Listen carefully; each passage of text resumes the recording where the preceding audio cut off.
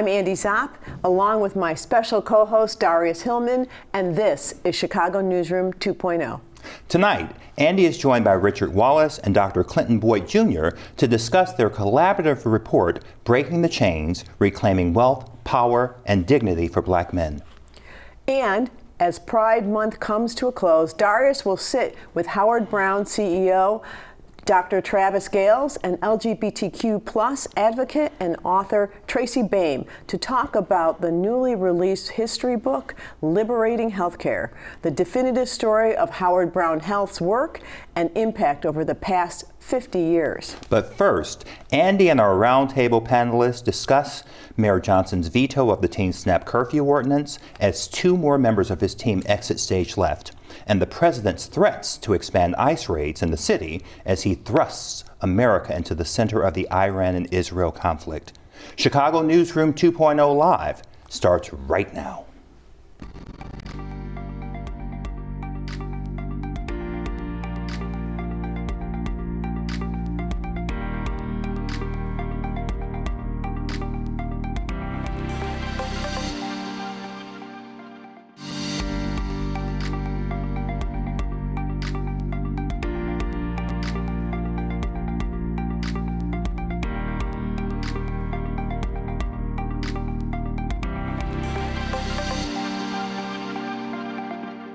Members of Congress are reacting to President Trump's unilateral decision to bomb 3 of Iran's nuclear sites. We're seeing responses range from high praise to calls for impeachment, and not all lawmakers are falling in line with their parties. The bulk of the president's political allies applauding the move, which was done without authorization from Congress. There's no doubt that because of the president's decisive action, we have severely damaged Iran's critical nuclear infrastructure. 2 Democrats breaking from their party to voice support for the strikes, New Jersey Congressman Josh Gottheimer and Senator John Fetterman of Pennsylvania, who says this was the correct move by POTUS. Iran is the world's leading sponsor of terrorism and cannot have nuclear capabilities. A few in the GOP breaking from the president. The Constitution requires Congress to weigh in on this. This was a bad move politically, but it's also just a bad move legally and constitutionally and policy-wise. Republican Ohio Congressman Warren Davidson reacting to the news Saturday. While President Trump's decision may prove just, it's hard to conceive a rationale that's constitutional. Even Georgia Congresswoman Marjorie Taylor Greene. She writes, "Every time America is on the verge of greatness, we get involved in another foreign war." Senate Minority Leader Chuck Schumer publicly urging Majority Leader John Thune to immediately bring a war powers resolution up for a vote. A bipartisan effort is also underway in the House. Democratic Congresswoman Alexandria Ocasio-Cortez is among a handful in her party who say ordering a strike is absolutely and clearly grounds for impeachment. Tonight, we unpack a week of high-stakes decisions, shifting power dynamics, and growing public scrutiny, both globally and right here in Chicago. We begin with the escalating crisis in the Middle East. The United States has officially joined Israel's military campaign, launching precision missile strikes on Iran's nuclear facilities. The move marks a significant escalation in U.S. involvement, prompting warnings from Iran and raising urgent questions about war powers, diplomacy, and global stability. What does this mean for America's role in the region, and where does it leave efforts towards de-escalation? Back home, the Trump administration has announced plans to expand ICE operations in sanctuary cities, with Chicago named among those in its crosshairs. As city leaders reaffirm protections for immigrant communities, federal pressure intensifies. We'll discuss how local officials, legal advocates, and communities are bracing for what could be a wave of heightened enforcement. And here in Chicago, Mayor Brandon Johnson is facing dual challenges at home. Late last week, he vetoed a proposed teen curfew ordinance aimed at curbing downtown SNAP takeovers. The move has reignited debate about how to balance public safety with youth rights and whether curfews are even effective policy. At the same time, news broke that two top members of the mayor's administration, Chief Operating Officer John Roberson and Transportation Commissioner Tom Carney, are heading for the exits. Their departures raise fresh questions about internal cohesion, staffing stability, and the road ahead for key infrastructure projects.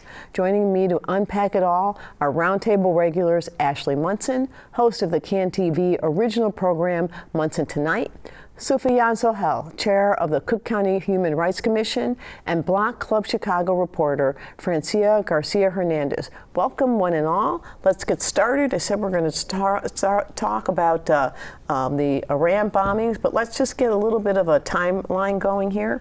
So June 21st through 22nd is when we started the missile strikes. It was called Operation Midnight Hammer. Because of course you have to have a cool name when you're going to go bomb people. And Trump at the time has announced that the operation was a mission in support of Israel and aimed at obliterating their nuclear facilities. The 23rd, Trump declares we've accomplished what we're going to accomplish and we're good and we're going to have a ceasefire. And then within hours later on the 23rd, both Iran and Israel violated the ceasefire. And on the 24th, Trump, being his typical self when things don't go his way, started throwing the F-bomb around about Israel and Iran. Now, since then, the ceasefire has held and things are moving around, but much discussion about whether or not we actually destroyed their nuclear facilities, and there's been huge, but let's start first with, was this appropriate, or was it constitutional? How does the executive, what's the impact when the president just decides we're going to go bomb another country? Sufyan? No, it was not appropriate, right? It's relied solely on executive muscle, and which would chill every single one of us. We've already seen this overreach in so many different aspects of American policy, both domestically and internationally since January, and it's just increasing where he says, I can do whatever I want and F you all. Right, exactly. But what again, as usual, while I think there were some voices finally in his party being critical, largely Congress sat silent. And did you hear people in the Republican Party criticizing their president for just deciding to go bomb people without getting the appropriate authority, start a war without getting authority to do that? I know Marjorie Taylor Greene started to make comments, and if we start to agree with her, something is really happening. We are really off the rails. Absolutely, and some of the other Republican pundits, Candace Owens and some other folks are railing up against Trump. But I mean, to your point about this was not okay. I mean, you had Trump going off on social media. How are you telling Iran and Israel not to do something on social media? You go on TV, you say the F-bomb, and walk away as if you dropped the mic. I mean, there's so much happening, and there's so many theatrics that we're not talking about the real problems, what this means for foreign affairs. What are we doing to maintain a foreign stability across the country? So I don't see colleagues rallying up as they should, but we did have Representative Al Green, I believe, present the proposal for impeachment, but I don't think that was as strategic, because what are we going to do? We know he's not going to get impeached. Right. That's not going to happen. So I think the Democratic Party has to be more strategic in this climate, and the Republicans need to speak up, like Marjorie Taylor Greene. I don't think I would ever say that again, but speak up and be critical of the president, because what he's doing does not make sense, and it's not mentally stable, if you ask me. Yeah, I think that's a really great point about not being particularly strategic. I mean, I think because there's a lot of ways the party could use it. I mean, there's danger to the country, right? And again, it's also there are the whole process, the way you did it, undercuts the Constitution, and the Democrats, it doesn't feel like, are talking about that enough.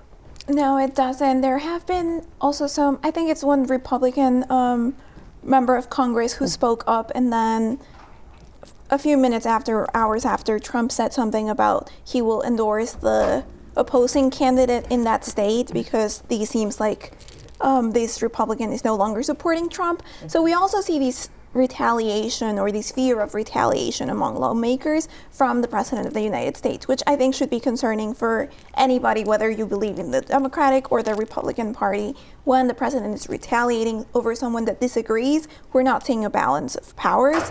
There are many issues happening right now across the country internationally, but this is certainly one that deserves attention because it affects, as we talked about, the political stability of the country, but we're also talking about decisions on spending.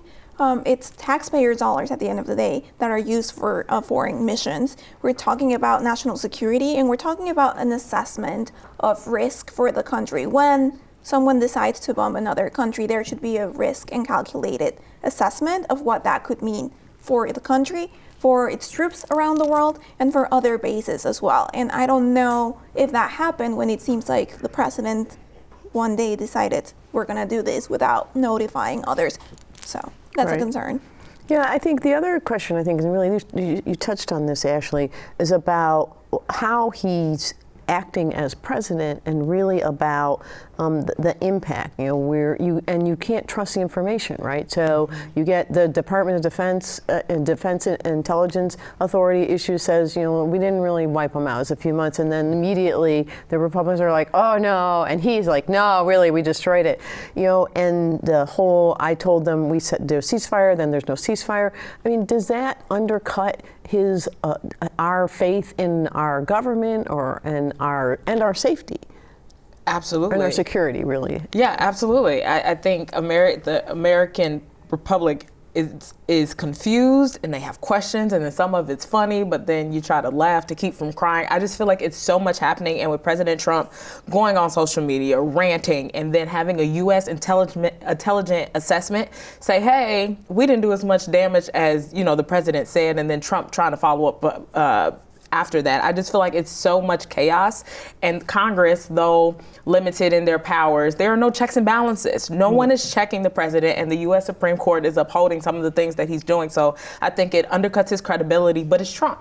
He's been trying to get rid of the U.S. Department of Education. You can't do that. That's by Congress, right? So I just feel like it is a never-ending rabbit hole of Trump doing what Trump does, but there are no checks and balances, and it's getting to the point where we may be in World War III. It's just we are not addressing the facts that can help what we're going through. Yeah, I think that the other, really the challenge is that besides, not in addition to the chaos, is that it's so hard to have a rational conversation about this really important issue. I read an article in The Atlantic that laid out a really strong case for why it was a really good thing to bomb Iran, to destroy the nuclear facilities, and why it made sense, but then said, but how it was done was wrong, and this whole process. And I think that's the point. You can't have a rational conversation. There was no rational conversation had about, is this a strategic thing to do, and how do we do it? I mean, what do you think about that, Sophia?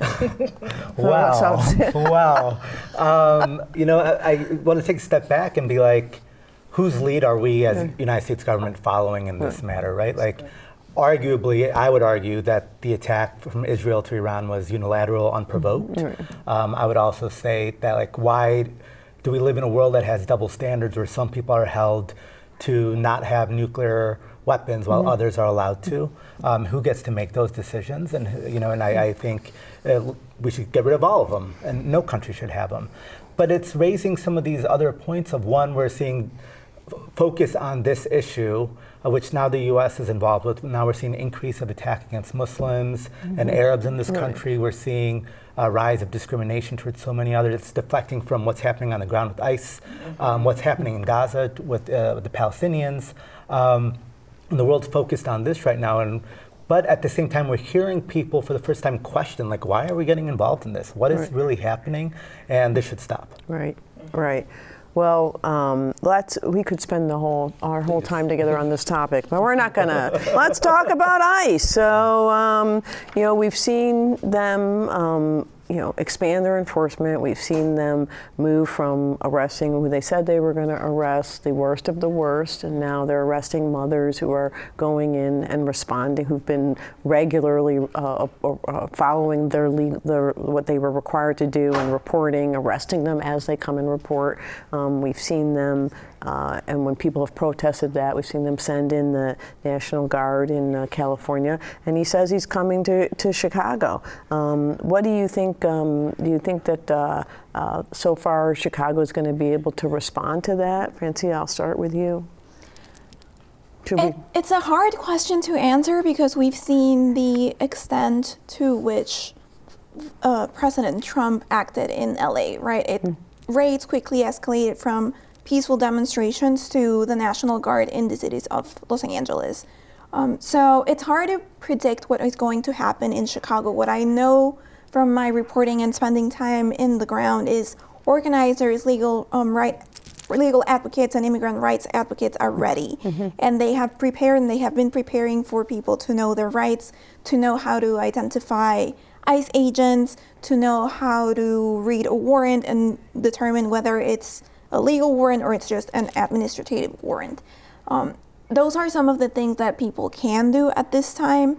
Nevertheless, the fear and the chilling effect that these operations are happening cannot be contained as easily. We know from people on the ground that kids are not going to school. I mean, they're on summer break now, but they weren't going to school. Families not leaving their homes to go to groceries, not showing up at doctor's appointments because they're scared that they might get detained there. People afraid of going to their court dates, people who are following the process afraid of going to court and getting detained, which if they miss that court date, then they would be eligible for a deportation. So it really causes a chilling effect in the community. And as much as advocates and immigrant rights leaders are standing up against it, it seems like there is a lot of unknowns that cause that fear. Right. Are there, what do we think, are there steps things that Mayor Johnson and the City Council more can do? Because I think, the point Francia made that I think is, besides just some of the horrible nature of some of the things they're doing and separating families, is this idea of what they're suppressing. Right? We have celebrations not taking place, people not going to church, people not going to school, the economic impact on Little Village, for example, because people aren't going to shop. Are there things that the City Council can do? It doesn't feel like there are a lot of options. Ashley, am I missing something? Yeah, that's a good question. I think I come from the lens of looking at everything that's happening, right, across the board and then locally. Like, these are sacred places that people are not going to church, people can't go to the doctor, like you said earlier, and people are unable to live their everyday lives. And when I look at what can we do, I put the focus not only on the community and the grandmothers and the families that can fight and do their best, but City Council. Right. We are the most undivided, divided place, I feel like, in the country. And I feel like City Council can create stronger community development and infrastructure, or providing more funding. We did it when COVID, and I know we can talk about the budget all day and where we lack, but I think City Council can do something, and that means working together and preparing to handle ICE, preparing to face Trump. I mean, Pritzker does it at the state level, giving speeches. Mayor Johnson does a decent job of doing the same thing. I think if we can work together for this issue and protect our folks that may be a different color than us, I think we can have a real fight moving forward, because it forces us to put our values into action. And if, we vote these people into office, but now it's like, what are you doing for us? What are you doing for my neighbor that lives next door that may not be able to go to the grocery store? Right. Go ahead. No, I really appreciate you saying that, because I think Chicago's one of those cities where often communities are butting heads with each other and pitted against each other. And it needs to start not only at the government level, but at the neighbor level of like, hey, I see you. I'm with you as you're going through this pain and this struggle, and I'm going to show up for you every time you need me to show up. And we're not doing enough of that. Right. And we've had some instances, not here, but nationally, where communities came together and banded together to oppose an arrest of a student. For example, there was a big one on the East Coast where a student was arrested, and the whole community came together and they ultimately released him. And so I think that's absolutely a really good point. I think obviously Trump the administration is doing this as part of their political campaign, but as usual, they said they were going to do one thing, and then of course they didn't get enough, so now they're doing something completely different. How do advocates and the Democratic Party, how do we leverage that? I feel like we're not talking enough about this idea that they're not arresting criminals, and they're arresting and holding in on detention in weird and bizarre places, moms, and disrupting families, and they're not, and many of them legal here legally following the process. How do we elevate that discussion so that people understand that it's not what they're saying when they run that list and they go, look at all the criminals we arrested. I'm like, where's the second list of all the moms you arrested? I think we have a really difficult, if we were talking about like the Democrats and progressives specifically, we do a terrible job of messaging. We're not good at amplifying the stories of our impacted communities and what's working. I'm feeling a lot of silence from those elected to represent us. And I saw it as early as the DNC, where you had the protesters here, the delegates here, and there was no communication from the representatives to their base. Right. And I think that's challenging. So communities feel unheard, they feel unseen. And I think the biggest step is to show up for them, to listen to them, to hear what they are. We were talking earlier, I heard from the families of 2 green card holders who were held at the airport for 50 plus hours this weekend just because they're not, they look different. They were coming from different countries, and that's not okay. Yeah, no, it's But not. a lot of times people are afraid to share those stories too because they're afraid it's going to get worse. Right. Well, this would be another topic we could talk about all day, but we're going to move on. Let's talk about the SNAP curfew. We've touched on that a couple times, or at least once. So, Mayor Johnson has vetoed the ordinance. So, what are you thinking, Francia? The good decision on his part? It definitely aligns with his vision, his values, and his progressive agenda. Obviously, a measure like that would potentially criminalize youth. And it really is not aligned with his vision for safety and investing in communities, especially disinvested communities where youth might not have access to the amenities that exist downtown, which is in many cases why young people go downtown. It also puts him in a position where some more conservative city council members who have experienced issues when these large gatherings happen and violence erupts are going to be more critical and vocal and say, if something happens, this was on the mayor. So it puts him in this difficult position, but it's definitely politically aligned with who he is and his agenda and what people voted him in for. Yeah, but I think the point you made, I agree, and I think there's some arguments for why it wasn't the right thing. I think the problem was what I didn't hear was a plan for what are you going to do to address it, right? And what are we doing to either help these young people or work more in the community? Because the fact is they're doing it and it is disruptive, and in some cases they've been victims of violence. I don't know, Ashley, what are some options? I felt that was the big gap. I'm like, to just go, we're not going to do that. Yeah. Good luck with that giant crowd of crazy teenagers. What could they or should they have been thinking about in terms of positive steps? Yeah, that's a great question. I think I want to address your point about like what to do now. Mm-hmm. Like there needs to be a real conversation about parents and holding their children accountable, right? Even when I go back to my childhood, thinking about everyone that took accountability for one another. So I think to your point, there needs to be a conversation about parents. What's the investment? What can we do? But I wrote down some examples that we have from across the country that realize that community investing, especially in young people, work. So we have Oakland's Department of Violence Prevention, Centers of Healing and Not Punishment, understanding that some of the children that act out is not just because they don't have anything else to do. It may be a result of their upbringing. You have New York City's Summer Youth Employment Program. We have programs like that. So it's a matter of funneling more finances and fiscal monetary values to those programs so kids can be aware. But I also think we have to keep in mind that COVID happened. And so everything that we're experiencing now is exacerbated. So there needs to be real conversation, real investment, and taking some model templates from throughout the country and applying them here and sticking to them. I think we're good for saying, hey, we're going to do this year 1.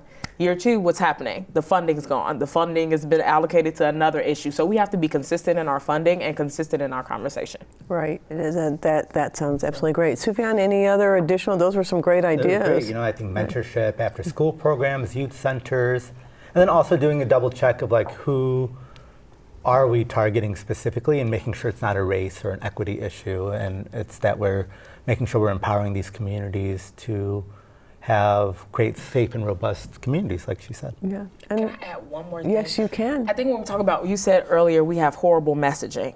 We have to talk to the youth and meet them where they are. The youth, when we were younger, is different. We cared about different things than what they care about now. That means technology across the board. So I think we have to have more youth councils, not only just more resources, but talking to those children or talking to those age help groups. them appreciate why, you can have fun and you can come downtown, but that behavior, not productive and not helpful for you. Agreed.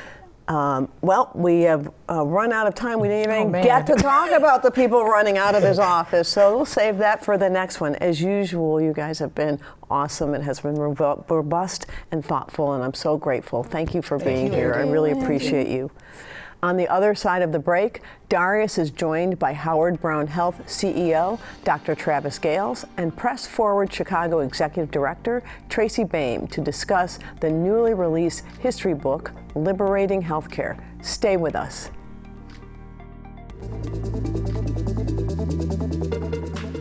CAN TV is the lens through which Chicago's stories are told, harnessing the unifying power of community television.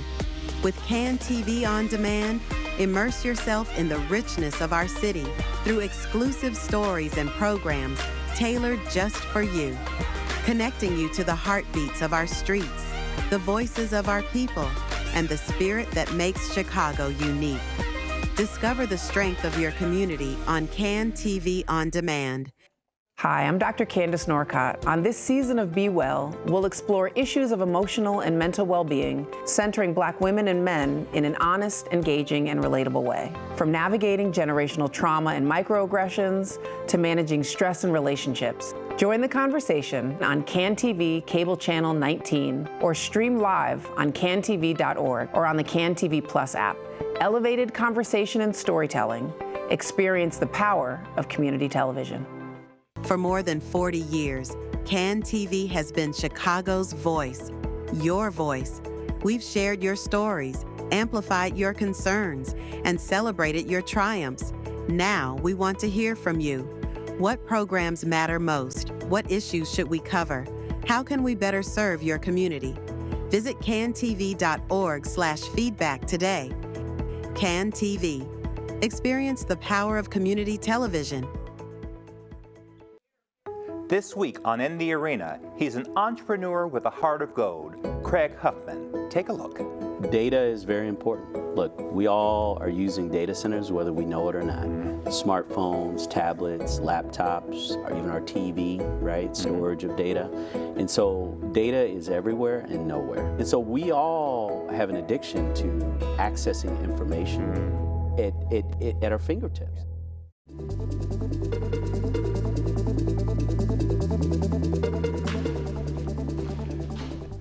Liberating Healthcare is the definitive chronicle of Howard Brown Health's 5-decade journey as one of the nation's foremost LGBTQ+ health organizations. Published to mark its 50th anniversary, the book captures Howard Brown's radical roots in Chicago's queer liberation movement and its transformation into a comprehensive healthcare provider serving more than 40,000 individuals annually. Through archival photographs, first-hand accounts, and original essays, the book traces how Howard Brown has consistently stood at the intersection of health justice, community organizing, and unapologetic advocacy. From pioneering HIV/AIDS care in the 90s to leading efforts in gender-affirming treatment, and from neighborhood clinics to policy advocacy on Capitol Hill. Liberating Healthcare documents not only the history of Howard Brown, but the story of a community's fight to exist, heal, and thrive. It's a timely reminder of what equity in healthcare can look like and what it demands. Joining me now to discuss this incredible book and more are the new CEO of Howard Brown Health, Dr. Travis Gayles, and the indomitable Executive Director of Press Forward Chicago and the author of this fantastic piece of history, Tracy Baim. Tracy, Dr. Gayles, welcome back to the newsroom. I'm so excited about this conversation. So let's jump in. Whoever wants to answer it.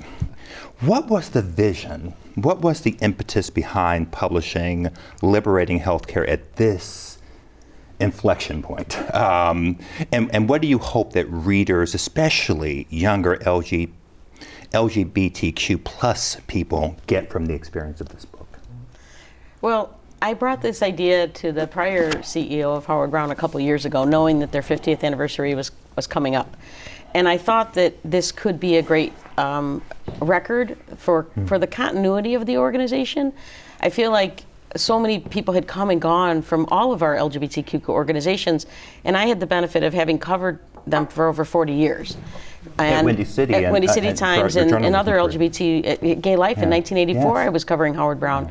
Right as HIV/AIDS was really starting to hit Chicago hard. So I thought, let's put them all in one place. And many of the people, obviously, we lost years ago, but that there were still some people alive who had started the organization, had been early pioneers in launching it. So this was a moment in history we could actually talk to some of the founders and many of the people impacted, and it could also be a great fundraiser for the organization for its 50th. So I was grateful that David took it on with Katie Meadows at Howard Brown, and I'm really grateful that Dr. Gayles came in at the final, where we were pushing out the final product, which pushes over the finish line. Yeah, exactly. So I'll ask you both, anything you want to share with that? What do you lead this incredible organization, and I said to you as we were in the green room, my job is to be fairly objective, touch and go. But I was with my doctor today at Howard Brown in Hyde Park, being treated with care and cultural competence. And I have good insurance, thank you, CAN TV. And I looked at its sliding fee if you don't have insurance, and I went, how very fortunate. No organization is perfect. I'm not trying to suggest that, but that this organization is there. And there was a young gentleman coming in just before me, I'm going to assume younger, and the way that he was supported and walked through and go, we got you, you're a little bit, it's okay, we got this. What do you hope this, young people take away from this about Howard Brown's, not only the incredible history, but that in times like this, it is still there to support them when everything is saying we don't support you? I think it's important to have historical representation to show folks past history so that we learn lessons from it, even if we weren't alive during that time period. I happen to be alive through most of the history of Howard Brown, most of it. But I think it's important for younger generations to have context to understand that the battles and issues that we're facing today are not new. Yeah. And there's a skill set and lessons that can be learned that can be applied to the fight and the resistance and protest that we're seeing today. I think it's also important to frame that Howard Brown was founded upon the principle of creating meaningful access for folks who didn't have other options. We want to continue that mission as we move forward, as we continue to expand in our footprint across the city. We expand the clinical opportunities and offerings that we have for our patients, and we dig in and are able to continue the scope of services we provide in spite of the headwinds that we see from the federal government. Good, got it. Tracy, author, what surprised you most? Were there surprises as you were pulling together this incredible history? Did anything stand out for you as you were crafting this history lesson? Yeah, I mean, I started, like I said, in '84. So the first 10 years of Howard Brown, I didn't have a lot of understanding of. And I found out through one of my subjects, like we originally were going to interview like 30 people and it ended up being 130 people because everybody kept saying, have you talked to so-and-so? And so there were really wonderful stories from gay men that I found whose partners had been associated with Howard Brown in some way as a fundraiser or something like that, that wanted to share the stories of that they had passed away from HIV/AIDS. So the one chapter that was, is going to be the saddest and most powerful for people is a whole chapter just of names of people and just a little bit about each of them who were somehow associated with Howard Brown who had passed away. And hearing those stories was great. But the biggest surprise was that there is a person named Daryl Windle who is still around. And his partner, Dr. Stanley Wisner, was one of the founders. In fact, he was the only actual medical doctor associated with the founding because the other folks were medical students. And he was the one who had the license that they could use to say that they were an official clinic. So Daryl was willing to share his story in full for the first time. and it's part of the early chapters.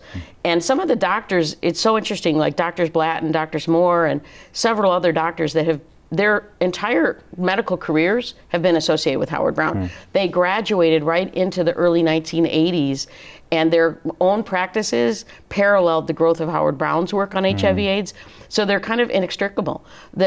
And why I wanted to do this book is there's so much of the overall LGBTQ movement that Howard Brown represents. Yeah. So there's a through line. Other organizations went through many of these same growing pains and changes. True. And that is, I think, what is most important for the next generation to understand is we didn't all get along.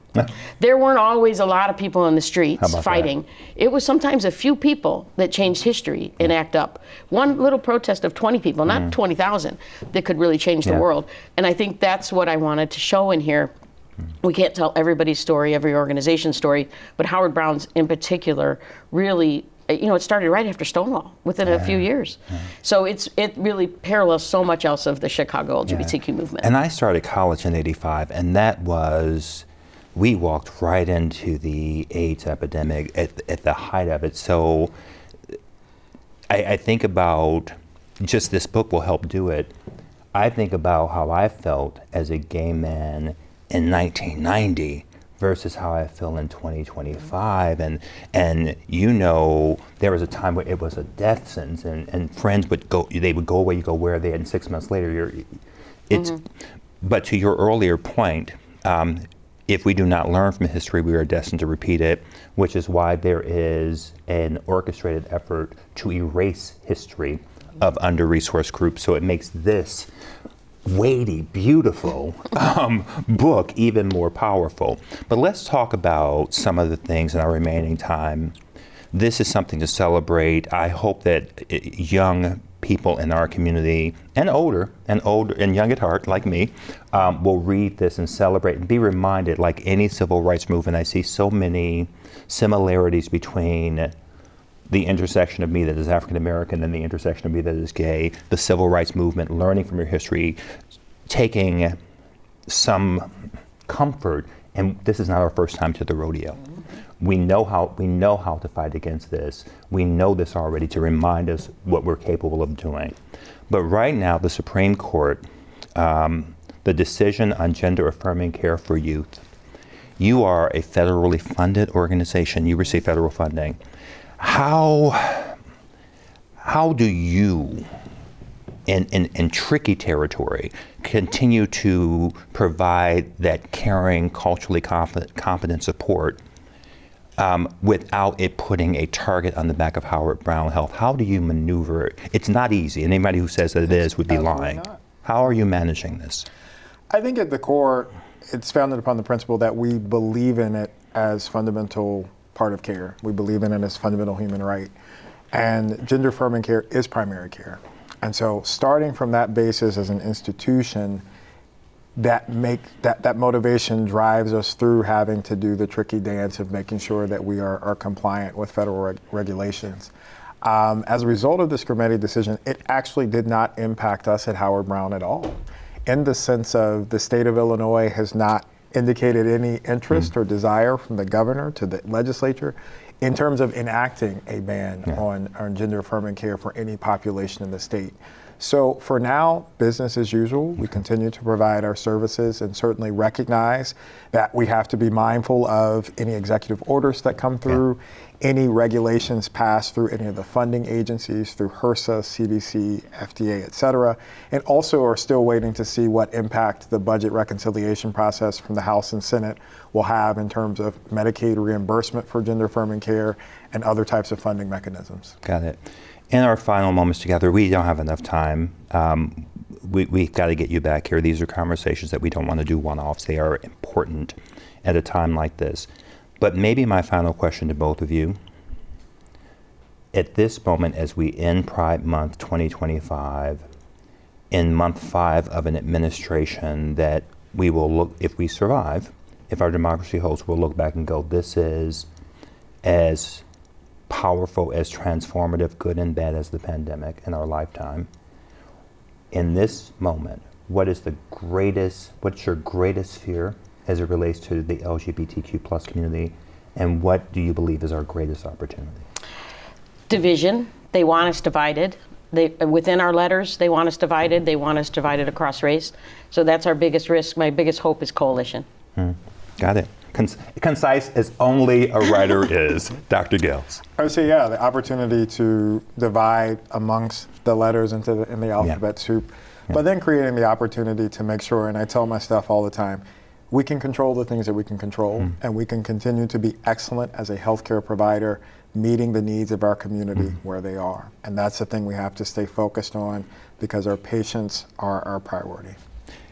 Now my real final question. You are how many months into the role? 3.5. How's it going? It's going well. What are you liking the most?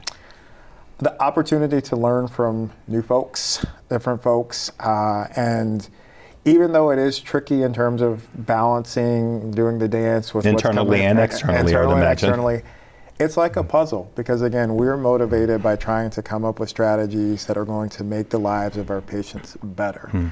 And when you're leading with that as your North Star, everything the rest will take care of itself. Love it. I will leave us at that. I'm going to keep this, so thank you for bringing it. I don't know if that was your intention, but it's mine now. Tracy Baim, Dr. Travis Gayles, thank you all so much. Thank you for what you all do in the Dash Moments, but also thank you to your incredible team at Howard Brown Health for 50 years of incredible service to our community, to LGBTQ+, but also to underserved communities, whether you are in the LGBTQ+ umbrella or not, or tent or not. We know that. So thank you both. We'll have you back soon. On the other side of the break, Andy will be joined by Richard Wallace and Dr. Clinton Boyd Jr. to discuss the recently released report that charts a bold path to unlocking economic power for Black men here in Chicago. Stay with us.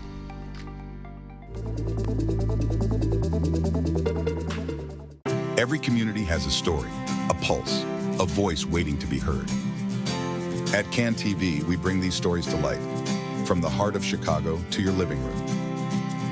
Join us in supporting hyper-local television. Your backing helps us cover what matters directly in our communities, unfiltered and upfront. Help tell the important stories of our communities. Become a program underwriter today. Hi, I'm financial educator Tamara Durbin. On the next episode of In the Money, we'll have money conversations with teens with my co-host Cannon Durbin and his guests Gavin, Matthew, and Deborah. Join the conversation Wednesday at 7 p.m. exclusively on CAN TV Cable Channel 19 or stream live on cantv.org or on the CAN TV Plus app. Elevated conversation and storytelling. Experience the power of community television.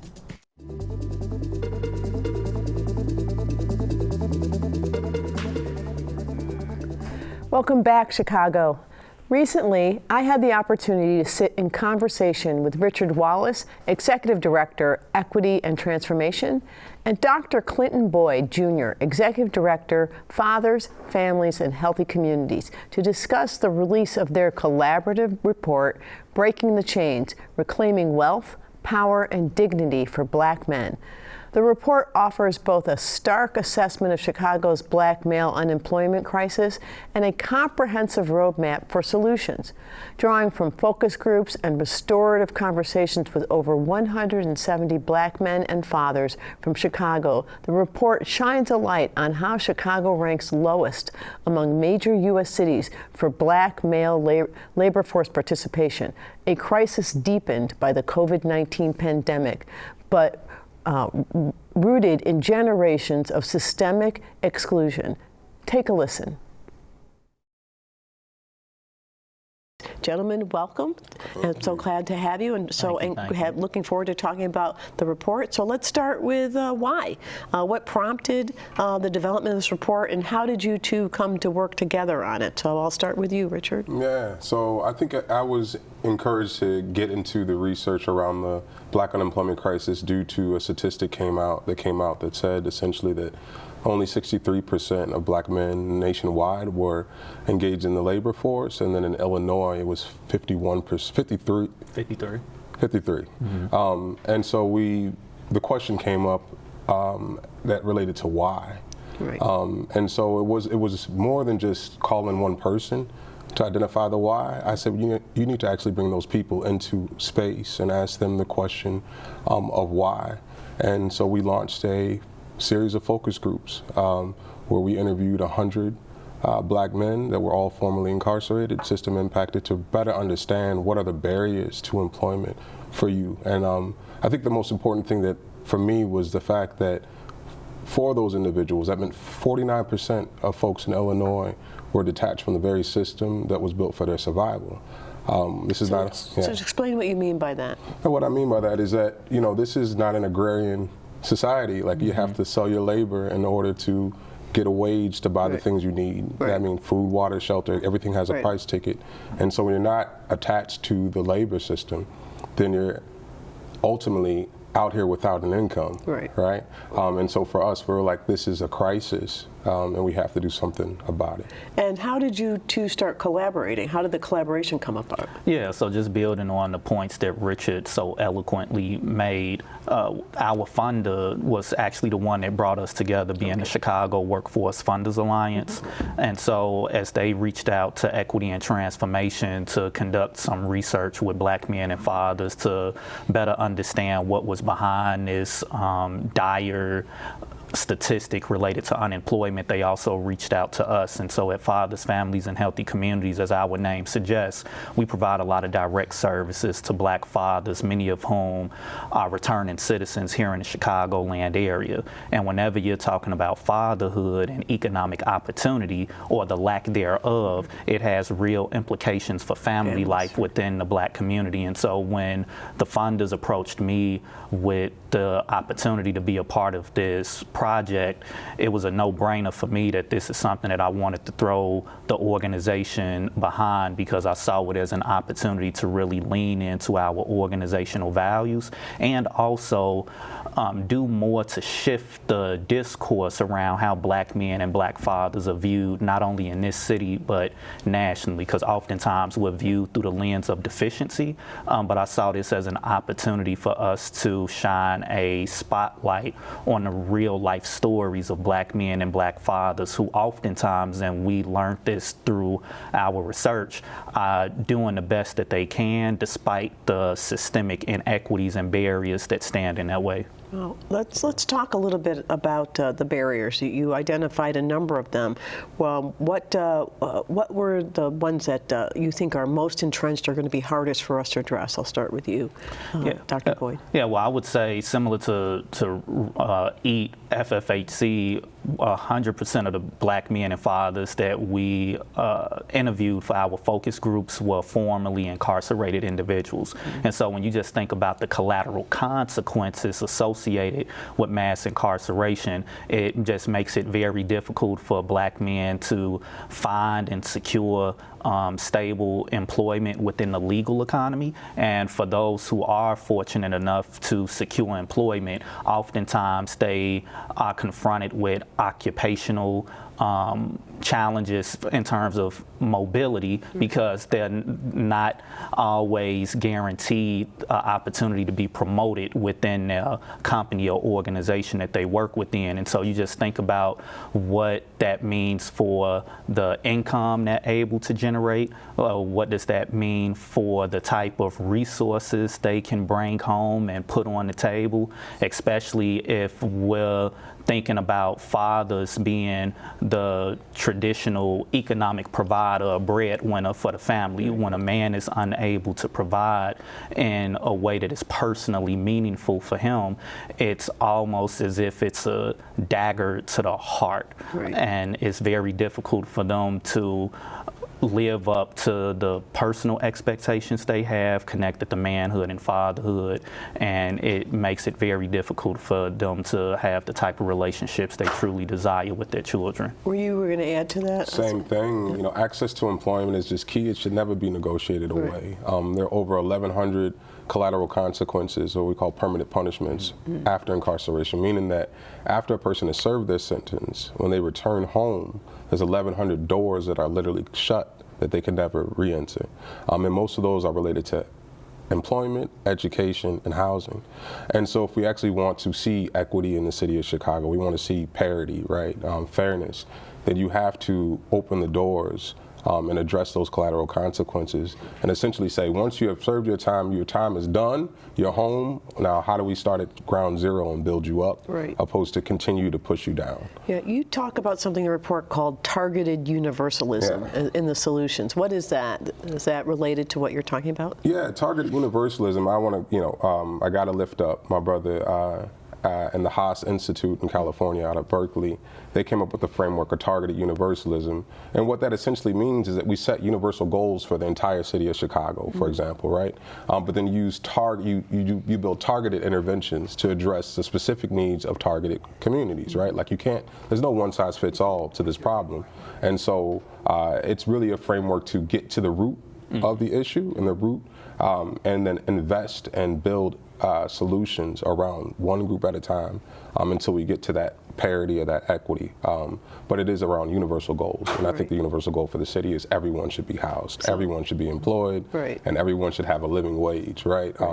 And so that is how we break down targeted universalism. I mean, it sounds like so easy, right? You're like, well, duh, everyone should be educated and everyone should have housing and food. But we know it's really challenging. So what's next? Now you've done the research. What I love about the report is it doesn't just talk about the difficult facts. It talks about what can we do about it. So what next? How are you driving to solutions? Yeah.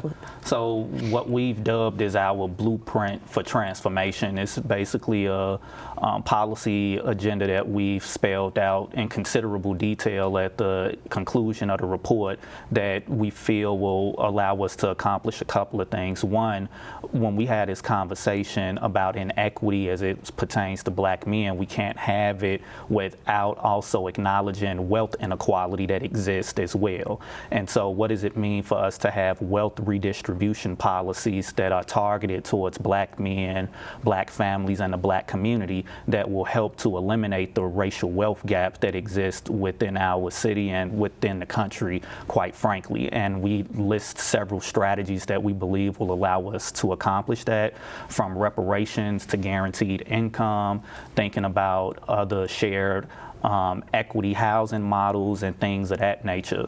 We also believe that there's an opportunity for us to shift public dollars further upstream. And so something that we talk about, and Richard talks about this a great deal in a compelling fashion, is that when we think about all of the targeted investments that went into creating mass incarceration, they didn't need any proof that that was going to be the best way for us to address some of the societal ills that were quote unquote plaguing our community. However, we need to think more about what does it mean to invest in comprehensive early education? What does it mean to provide education from K through 12, specifically in those industries that are connected to high growth sectors, to our men in the community who have marketable skills, but they are unable to gain entry into those type of educational opportunities. And the last thing I would say is invest in fathers. Invest in fathers. So you saw me coming. Unfortunately. But a very important point to finish on. Thank you for taking the time to do this research for this comprehensive report. I assume people can find the report online they go to your websites. You can go to www.eatchicago.org. It's hosted there. And it's both of our reports, so we're sharing. Terrific. Well, thank you so much for being here. I really appreciate it. And thank you for all the work that you're doing to help make our city better.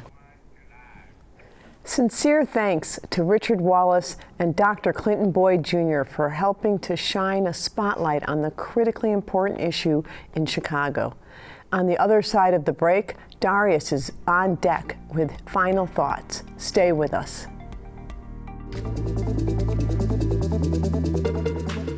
For more than 40 years, CAN TV has been Chicago's voice, your voice. We've shared your stories, amplified your concerns, and celebrated your triumphs. Now we want to hear from you. What programs matter most? What issues should we cover? How can we better serve your community? Visit cantv.org/feedback today.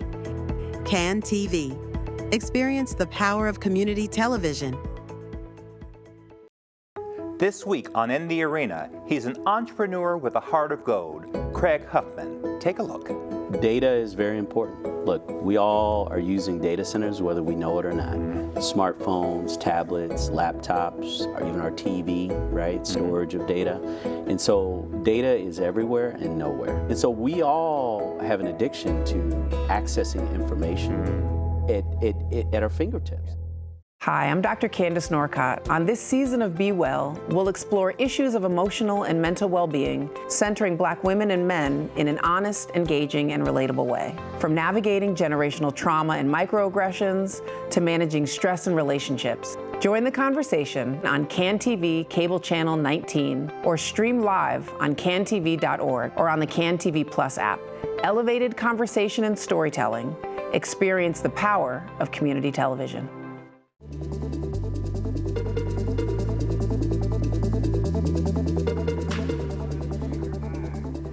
Thanks for sticking with us, Chicago.